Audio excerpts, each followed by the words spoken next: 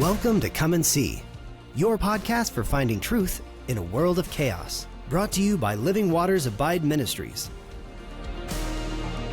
With host and founder, Richard Case, and co-host and retreat leader, Kathy Ricconi. Jesus reminds us to watch for the signs of his return. Today, we will explore further what we are seeing in our times that line up with what signs he said would indicate the potential of the end and his return. We will also discuss the practical meaning of this as we watch and as a remnant prepare as he so leads. And now your host, Richard Case.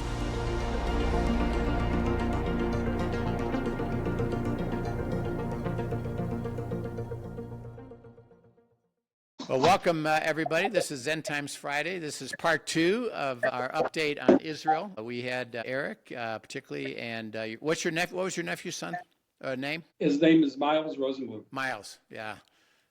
Boy, it'd be fun to talk to him. I bet he's got some great stories. Okay, I'll call him back in a minute. He's waiting. He's meeting friends for beer and stuff here in Tel Aviv to relax on his leave. How long do they get? Generally, it's like a weekend, like maybe 2 at most 3 nights, and it depends what how often you get that time off. Last time we left and we were talking about the hostage scenario where there's probably, he said 60, 70 left. Dangerous in terms of what strategy do they go in to get them. IDF has capability, but they also don't want to cause their deaths. So it's an interesting scenario. But Rabbi, what's the sentiment of the population toward the government and what they think they should do or not do toward, do they care about these hostages? And is this a big kind of a cultural thing that's still happening amongst the populace there? Yeah. Okay. So it's a big question. The last part, for sure, the whole country is super wrapped up in the hostage issue. No matter what your opinion is on what should be done about it, everybody's heart is breaking on a daily basis. We hear about it in the news. There's rallies. There's posters everywhere. But more than that, it's like everybody knows. I'm sorry to interrupt. I'm sorry. Miles is here with me. He has to leave like in 5 minutes or so. And so if there's other questions you want to ask him, maybe let me interrupt Rabbi Shore here. So you can ask him because then he'll dash off and the Rabbi Shore can take over. Yeah, you bet. It's good to have you back, Miles. You've been in both places, Gaza and Hezbollah in Lebanon. What are some of the differences and what's it like just being there as you're carrying out your actions? And are you seeing, we know what's happening in Gaza, are you seeing the same, do you feel the same impact as they're going to actually take care of that like they did Gaza? It's a great question. To be honest with you, in Gaza, you are feeling a lot more operational. So when I'm in Gaza, I'm going to get a few missions a day. I'm going to go clear houses. Maybe there's a terrorist and I know where he is. Maybe there is rumors of a cohort of terrorists. Whatever it may be, it feels as if I'm trying to explain this in without sounding harsh. It feels like you're given the upper hand. In Lebanon, it's a little different. I don't necessarily, I have not seen the number of terrorists, I have not seen the number of people from Hezbollah compared to the number of people, the number of Hamasniks. To us, when I talk to my team, I don't know if I'd say this on the record or anything, but it feels like in Lebanon, they're much smarter. In some instances they're trained professionals. It's a real army. With Hamas, you have a lot of radicals, radical extremists who are willing to give their life. So they're going to go run out in the open and maybe do something more dangerous. When my team went into Lebanon the first time, we didn't see anyone at all because Hezbollah knew we were coming in. They knew to retreat. I think the entire operation for 2 weeks, the first 2 weeks we were there, my entire battalion only saw 6 people, and that was people we caught in a tunnel. So it's definitely a different game. I would also say there's a different feeling. Gaza really is this flat, destroyed, and to be honest with you, gross place. It smells. It's seen war for over a year. There's a line in Hebrew when people talk about it, they say there's no God there. There's no God in Gaza. When you go to Lebanon, it's a very different story. The Lebanese people are not Hezbollah. That's one thing. Maybe there's a lot of connections, but it's definitely separate entities. Lebanon's a beautiful place. You go, there's massive mountains. You're getting all types of weather. You have rain. You have beautiful days. You have wind, and it's green. You're a happier person when you're there because actually feels like this beautiful country. And then it's terrible because war has to take place. And that's just a side effect of terrorism. Do you, based on what you know, do you foresee that you'll be able to achieve the goals, Israel's goals up in Lebanon with Hezbollah? 1,000%. And I think Israel is not only going to achieve their goals, they're going to achieve their goals in a much safer and faster method than they did in Gaza. Almost everyone who was in Lebanon has fought in Gaza. So we're more experienced fighters. In addition to that, we've done this before. History repeats itself. Israel has fought in Lebanon, and we understand the geography. We understand how we have to get to certain rivers, how we need to block off certain roads, how we need to, unfortunately, destroy 60 to 70% of this village, because if we're not monitoring it, we know that people are going to come back. And by people, I mean terrorists, not civilians. I'm sorry. I can get like one more question and then I have to go. Sorry. Do you, The meeting is well, that's kind of important. Do you, as you see them, prosecuting the war there, how long do you think it's going to take to fulfill the objectives? Based, and again, it's inexact, of course, but what's your thought about that? Well, that's like the $1 million question for sure. I'll tell you what I think. What I think holds absolutely no weight. This is just what I think.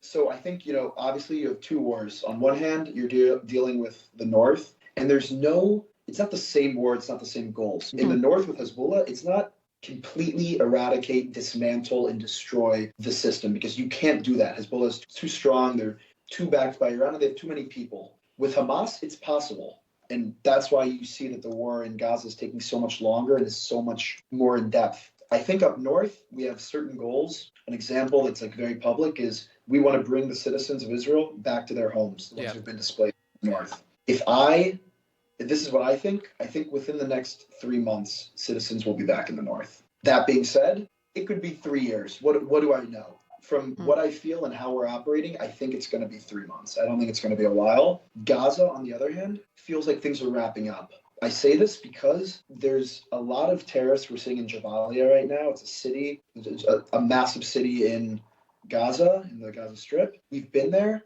and now we're getting to a point where, to me, it feels like you have the final level of terrorists, if you can explain it like that. The people who are willing and want to die for the cause. And that's why you're seeing more deaths in Gaza at the moment, because it's a lot more dangerous to fight these people. So one of my best friends in the world is in a different unit than me. He's currently fighting in Jabalia.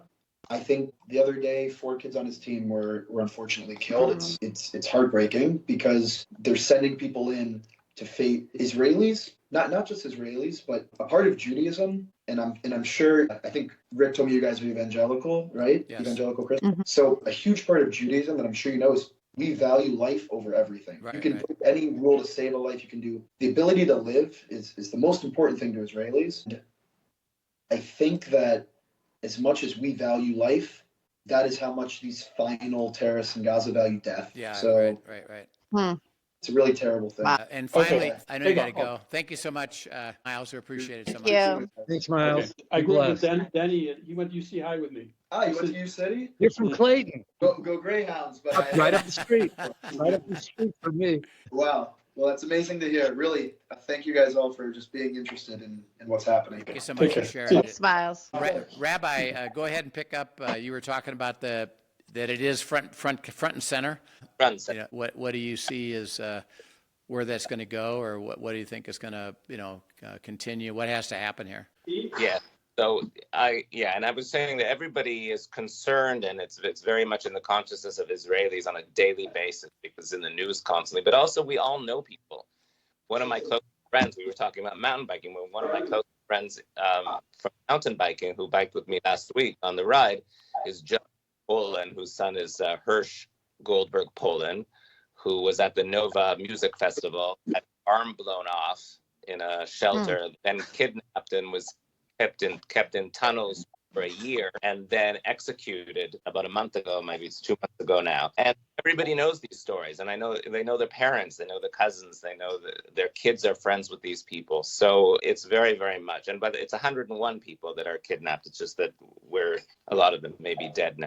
So that number is not really clear. So basically, the vast majority country feels that the only way we could have a chance of releasing these hostages is by continuing the war, by maximizing pressure on Hamas, destroying their infrastructure, making them fall apart, and through creating holes and weakness, opportunities will appear for intelligence, rescue operations. Possibly there's offers thrown out of offering millions of dollars to Gazans who might give information that leads to the rescue of hostages.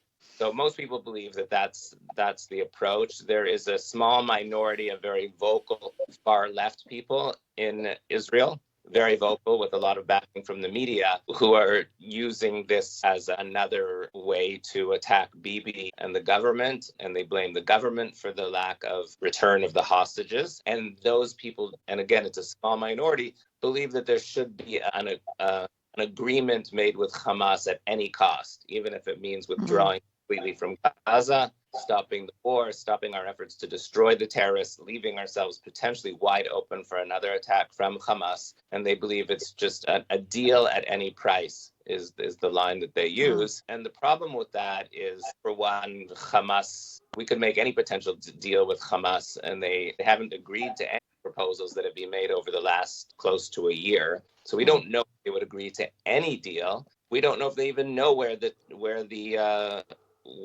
prisoners, the hostages, are being held.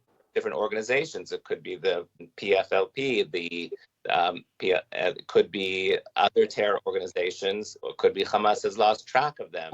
We don't know if they're capable or willing, even if there was a deal at any price. So most people are very skeptical about that, and they feel that deal at any price is basically surrendering to Hamas and leaving us open for future attacks. Yeah. I think sort of represents where people are at. Yeah. Thank you for sharing that. Eric, is Miles shared with us, his perspective on Lebanon and Hezbollah. What's your insight in terms of how long will it take, and what will they achieve? I'm not as optimistic as my nephew. There's a lot of excitement now, I think particularly the Biden administration, about the potential of a deal in the north. And I think it is true that reaching a deal in the north with Lebanon and Hezbollah is probably more likely than reaching something in Gaza, because the governance is less of an issue. And there is a government, no matter how weak it is, and an army, very, very weak army, but there's an infrastructure in place that is something that Israel can live side by side with. But where I think it's a bit over optimistic is UNIFIL has shown, I'm going to explain to you why I'm not as optimistic, okay? So in order for me to be optimistic, or most Israelis to be optimistic, we have to see and recognize that in place of the IDF, which ultimately will evacuate from southern Lebanon, there has to be a force in place that's capable and willing to stop Hezbollah from coming back. Both willing and able. And both the Lebanese army as well as UNIFIL, this is the United Nations peacekeeping force that's there, have proven beyond a shadow of a doubt that they're not willing and not able to prevent Hezbollah. There's just too much evidence showing UNIFIL forces being bribed, being threatened. And just last week, Argentina, a couple rockets got fired. I mean, look, we have half our population coming under rocket fire almost daily, okay? Kids growing up in kindergarten learning from day one what to do in case of a siren. And a couple rockets get fired towards UNIFIL forces in Lebanon. Argentina declares it's pulling all of its forces out. France declares it's going to pull all of its forces out. What kind of army is this? What is this? So this is an organization that is both neither able, willing to prevent Hezbollah from doing anything, and the Lebanese army, ditto. It's the same thing. Yeah.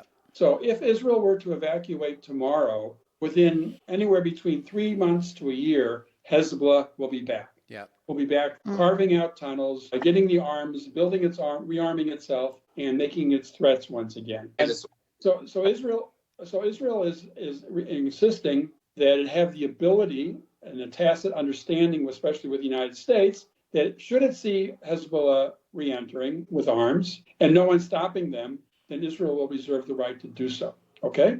But this, of course, violates the sovereignty of a government in Beirut. And so for that reason, Beirut and Hezbollah, of course, are demanding that that not be allowable. And so, so Israel can simply say, okay, well, we'll just continue the way we are. Maybe after a while, we'll reduce the number of forces we have in Lebanon, and we'll just keep moving slowly and slowly till we get to the Litani River, and then we'll talk again. I'm not saying this is going to happen, but just for Israel to simply shake hands, walk away, and say, okay, we're going to go back into Israel, and we're going to leave it to either the Lebanese army or the UNIFIL to replace us, is kind of a fool's decision. It looks like Ephraim wants to say something, so I'll stop. Yeah, I just want to add that I agree with that 100%. But it's not just because Eric is smart and it's a great and it's a good evaluation. There's a great expression in Israel that we've been to this movie before. We've seen for the last 20 years. There was a UN resolution that Hezbollah is not allowed to have any armed forces, any weapons, any terror infrastructure whatsoever south of the Litani River. And over the last something like 20 years, under the nose of thousands of UNIFIL soldiers, Hezbollah built up a massive army with tens of thousands of rockets, thousands and thousands of soldiers, hundreds of miles of tunnels, with absolutely nothing done to prevent it. And because there was supposedly an agreement, Israel was very limited to what it could do, wanted to do, etc. So we've been to this movie before, that diplomatic agreement that says, we probably won't do it anymore. And UNIFIL has proven itself completely unable or unwilling to do anything about it. So we don't want to go back to that movie. Yeah, and does that not then speak to that Israel is not going to accept that as a solution, since they know it's a false promise. So that won't be an option. They're not going to just say, yeah, sure, let's negotiate something that they know won't be held up. It appears that way, particularly unless Israel's conditioned that Israel can act freely in Lebanon if they see that the agreement is not being enforced. But I wonder how much the change in the political environment affects that. We have a sense here that things are going to be very, very different under this new administration. I mean, really different. And I think the foreign policy issue is going to go one very strange way with Ukraine and Russia. But I think it's going to be very, very different related to supporting Israel as well. Is there a sense there that this could result in a different kind of a movie than the one you've seen before? I'll comment. There is a sense, both Ephraim and I circulate amongst American-Israeli circles, okay, especially in Jerusalem, there are quite a few. And I don't have any statistical data, but anecdotal data that the people who voted absentee ballots from Israel, the overwhelming number probably voted for Donald Trump for president this term. And many people I know didn't vote for him before, including myself. This was my first time I did vote for the man. And so there is a feeling that things will be different, and it ranges. We have extreme right-wing ministers in this government who are dancing in the streets because they believe that this is going to let them, basically, declare sovereignty over what we call Judea and Samaria. Most of the world calls the West Bank, and build there as much as we want. I'm somewhat skeptical, but that's what they think, and they declare so prominently. But I do think from a strategic perspective, things will be different. Where the difference is and where it will count the most is dealing with Iran. And there's a general consensus now in Israel that we're tired of dealing with all of these. As I said before in the previous broadcast, Iran is great at fighting to the last arrow, okay? And there's a feeling here now, and I think it's shared amongst the population as well as parts of the government, not all, that the real problem sits near Tehran. It doesn't sit in Damascus or Beirut or in Ramallah. And the only way to deal with this problem now is to deal with the root of the problem. And I'm not sure that regime change is in the cards. For regime change to happen, you have to have a population that's capable and willing to assume control of a country. And that doesn't seem to be the case quite yet in Iran. People haven't gotten to that stage. But to enable the Iranian government to be strong and do whatever it likes and use whatever oil money it can gather is a strategy that I hope by now is clear to most people that it is a poor strategy. Okay, that was instituted during the Obama administration. So the way to deal with Hezbollah is to deal with its masters, and that's the only way to deal with this now. And I think the strategy of tightening every single purse string you can get access to with terms of Iran makes sense. Maybe should the United States, as a part of the new government's policy, decide to return to pumping oil and gas and lowers the gas prices, by the way, which I think also would have, I understand the environmental impact. Imagine the price of oil going down by 20% and the effect of that would have on the war in the Ukraine. If Russia has no money, it can't hire mercenaries, it can't build arms. So it would have a huge effect there. It would have a huge effect in the Middle East as well. And so for those reasons, I think there's reason to be optimistic about the Trump administration. And so far, the appointees that he's putting in place, for the most part, seem to be encouraging reasons for optimism. Any additional military action against Iran, or what do you foresee here in the next 3 to 6 months? I don't know if at this stage Iran would do anything, because I think it's generally concerned about the Trump administration. Here, a president got elected that they tried to assassinate. This is stuff people write books about. So they're kind of pulling back a little bit, I suspect, waiting to see what happens. I don't know. It's a regime that's very hard to predict. I did read this, though, however. There are various news sources that are translated from Farsi into English that I can read. The government has already warned the population in Iran that there's going to be an oil shortage, and therefore the inability to heat your homes this winter. Boy, if someone were, it would take almost nothing. 2 jet aircraft on one single day could take out 80% of Iran's ability to export fuel, to China or whoever. It wouldn't take anything, because this Karg Island, which is in the northern part of the Persian Gulf, is a sitting duck, waiting for someone just to blow it up. And that would block a lot of their exports. But it would have a huge deliberating an impact on the price of oil in the world. So I'm not going to go into details of what all that means. One other thing before we end today is Netanyahu hired his defense minister. Tell us what happened there and what's the implication of that. Yeah, here Ephraim and I may have different views, so maybe I'll go first, and then I certainly want to give him time to respond, because we may not agree on this issue. I, for one, have a lot of respect for former Defense Minister Gallant. I don't know him personally, but I do know people who were part of his close advisors, former senior military men who I very much respect and know, and who can only say great things about him. His dismissal was a very political move. I think it is clear to everybody that he and Prime Minister didn't agree on a lot of things, both in the military area as well as the post-war area in Gaza, what should be done, as well as even how to deal with the drafting of the ultra-Orthodox into the army. And Gallant is just he's not a yes man. He's a very active member of Likud, but he has his own views on things. And our prime minister doesn't like people who don't align with him 100%. Okay, he likes loyalty and sounds familiar, I guess. And he speaks very much in the first person, like I did this and I did that, and I decided this and I decided that. He just gave a speech in the Knesset earlier this week where he said precisely all the things. I stood up to the United States. I did this. And I think the truth is not 100% there. So Gallant, by the law in Israel, he's still a member of the government, so he can vote in the Knesset. Netanyahu would have to go to extreme measures to stop that.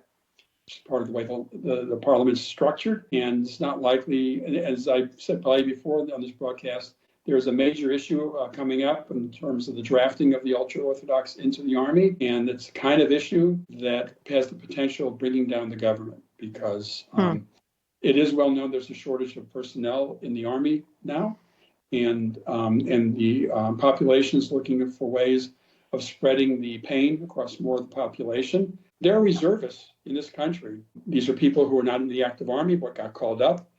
Out of the last 380 days or so since the war, they've been serving in the reserves for over 200, 250, 300 days. Wow. They have families with children. They have full-time jobs. Some of them have real businesses, a cafe, a bookstore, I don't know what, and the bookstores still exist here. But whatever, and their businesses are falling apart because they've had to serve so much time in the army. And this is a very, very, very big issue. With that, I'll shut up because I think Ephraim may have something different to say. Yeah, sure. Well, to Eric's surprise, not surprised, I do disagree on a number of things, but where we do disagree, and Eric will probably be surprised on this, is on the ultra-Orthodox draft, which seems like the political part of his decision. I happen to agree that there has to be serious movement, and I supported Gallant on that push that we need to do something to bring in a lot more ultra-Orthodox people into the army.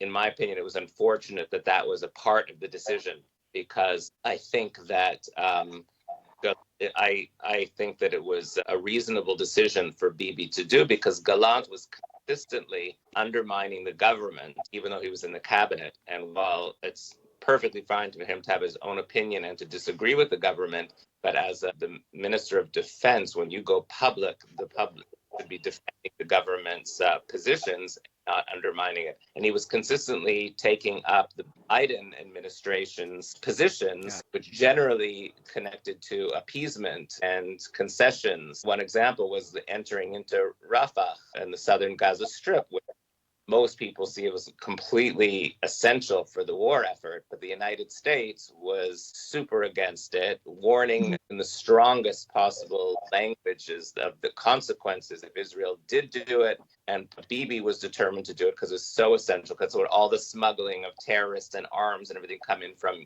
the Egyptian border that Rafah sits on. So Bibi and most of the government were determined that we had to go in there and get control of it and stop the smuggling of terrorism into Gaza. And Gallant took the American position that, maybe, it's not so necessary, we can manage without it. And that was happening consistently over the last year as well. Gallant really a part of the defense establishment that got us into the whole October 7th mess, which was the belief we just withdraw completely from Gaza and help their economy, make sure that money keeps coming in, make sure that they get that we can, if we just work to improve the economy, and then everyone will be happy and they'll love us, or at least not attack us. And that obviously proved a terrible, terrible misconception. And he was, not that Bibi doesn't bear some guilt going along with that, but it was really the defense establishment's responsibility, and they were really pushing that doctrine much more. So I think from the beginning, he was not the man for the job, although he's done a reasonably good job of managing the war. But I think that a defense minister has to support the government, at least publicly, and undermining it and weakening it is a real problem, no matter what the policies are. Who's the new defense minister? Yaakov Katz is his name. Unfortunately, he doesn't have extensive experience in defense, but he's a smart guy. He's had a number of other ministries, and he's taking a tough line, more consistent with Bibi's approach to the war. Well, we're out of time right now, and we'll continue. We'll have you back in several weeks, which will have a lot more stuff going on, obviously, as we head toward the Trump administration and the impact on Israel. If I could summarize, it looks like the hostages issue is still there in Gaza, but Gaza, Hamas is really decimated. On Hezbollah, they just got to basically push them back past the Yatani River, and they're going to do it some one way or the other. Do you think, by the way, one more question, Eric, before we finish. Miles said that they thought the people could return to their places in 3 months or so. Do you feel that, and you said you weren't as optimistic for the whole thing, but do you think that will start to happen in 3 to 4 or 5 months? Yeah. I believe that is true, and that will begin to happen, because the reality is almost daily, the northern part of our country is under daily, rocket attack and alarms and drones. And so hearing sirens is sort of a nationwide phenomenon. It's not isolated to one area so much. So the real worry at the very beginning, in October and November 2023, is Hezbollah would launch an attack very similar to what Hamas did on October 7th. And I think IDF has proven beyond doubt that's precisely what was being planned by Hezbollah, but never executed. So with that, the IDF feels confident, and everything I've seen substantiates it, that they've managed to eliminate that capability for some time to come. Even if Hezbollah comes back, they would not be able to launch anything like that for many years to come. I don't know what many means, but at least one. And so therefore the population should feel safe enough to return, knowing of course they're going to have to go scramble into bomb shelters once in a while, but that's pretty much a national pastime in this country at this point anyway. Yeah. Okay, good. Well, it'd be interesting to watch it. So thank you both. So appreciate your input. And by the way, Ephraim, do you want to go ahead and speak your link for that donation? Go ahead, if you would. Okay. Well, actually, I don't have it in front of me. If you have it, I sent it on. I've got it. Okay. We'll send it out to everybody. We'd like to. It's such a worthy cause that it's worthy of donating to. So, and we appreciate. I'm always amazed that you could ride that far and that many up and down mountains. Way to go. So anyway, thank you both. Our country's celebrating Thanksgiving, so we say Happy Thanksgiving to you. We're very thankful. We're very thankful for you both and for the remarkable things that are going on in Israel, which we support completely. And it's so joyful that we can have you share the truth of it. And tell Miles, by the way, Eric, thank you so much. It was a pleasure. It was a pleasure. Yeah, I'll be celebrating Thanksgiving with the American Embassy and with the lone soldiers. Beautiful, beautiful. I do every year. Well, thank you so much for joining us, guys. As we wrap up, I would love to just read over you guys something Rich and I were just saying on the podcast the other day from Numbers 6, and it's a blessing. It says, "The Lord bless you and keep you. The Lord make his face shine upon you and be gracious to you. The Lord lift up his countenance upon you and give you peace." And so just know we are praying for you and your country, and we just support you and love you guys. Thank you for sharing so openly with us. We appreciate it. Yep. And Denny, thank you too. So appreciative of your connectivity and making this happen and your input on this. So thank you. Great. It's been a blessing.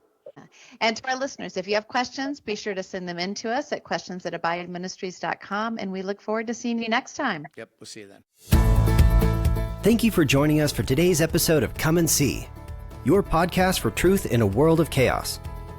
Brought to you by Living Waters Abide Ministries. Send us your questions and comments and tune in tomorrow for more answers to your personal questions about living life in God's truth. Remember, God's will is best and none better. His truth brings peace in this world of chaos.